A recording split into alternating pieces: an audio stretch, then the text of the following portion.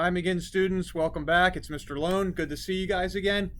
We are on to our fourth read aloud of the week, and we're getting some great weather out there. I hope everyone is doing terrific.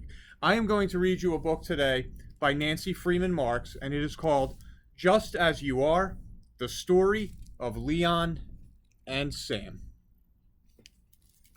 Here we go.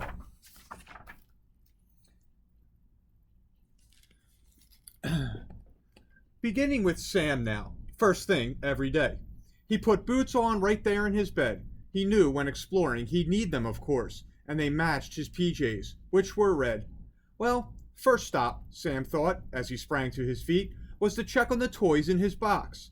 Then off to the kitchen, where he docked his boat to set sail wearing waterproof socks. His mission today? To deliver the mail to the creatures who lived in the deep. Sam found them in waves, under rocks and in caves. Then he'd sing songs to help them to sleep. For Sam was a thinker, a kind boy, a prince. He was gentle and smart and quite funny. He cared about others, small bugs and the earth. He was like a bright day, clear and sunny. And here's where the story brings Leon on in. He's a dog, not a boy like our Sam. Though his heart was the same, that is kind and humane, he was cuddly and soft like a lamb. The thing about Leon is, once long ago, he got lost from his mom and his dad. Little Lee, that's his nickname, had nowhere to live. He felt scared and alone and was sad. Leon tried to be brave as he wandered around until finally he came to the shore. And guess what he saw through the fog and the mist? It was Sam's boat. Walla what for? Leon barked really loud from his toes to his snout, thinking pirates just might be on board. But then Sam walked the plank with a smile on his face, and he tied up the boat with a cord. So Leon met Sam, and Sam Leon, of course. Right away, they just knew they would be the kind of good friends who liked playdates and snacks and had sleepovers under a tree. Next, Sam said to Leon, "Come with me to eat," 'cause he saw Leon's tummy was flat.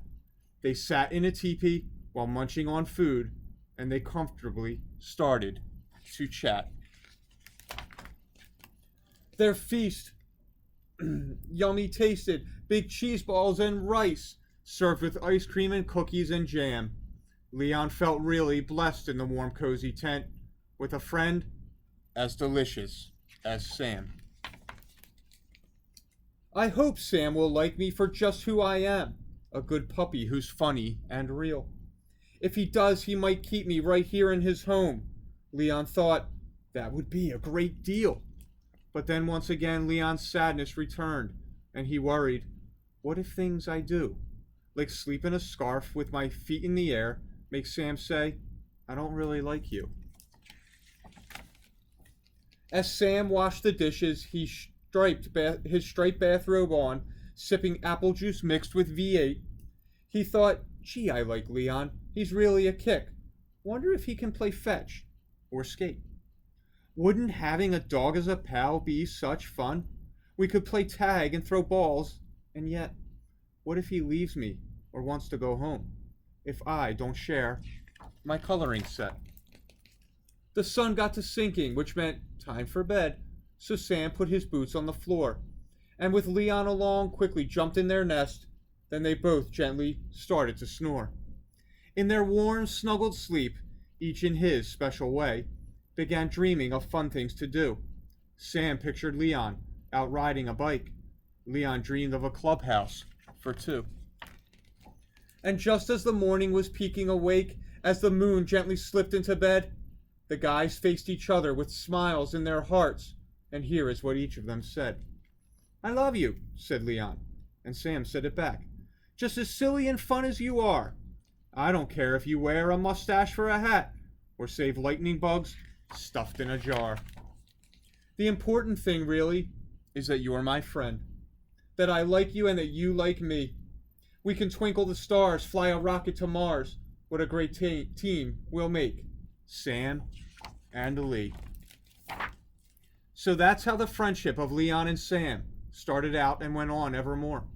They made mud pies, built castles, and grew straight and tall, and were much better friends than before.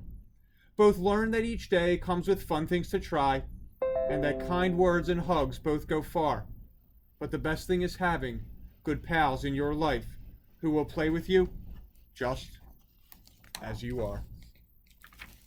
And so I love the message of that story about friendship, that we accept people for exactly who they are. We don't try to change them. We like all the little things about them that make them unique and give them their personality. All right, McGinn, I'll be back with one more read aloud this week. Have a good night.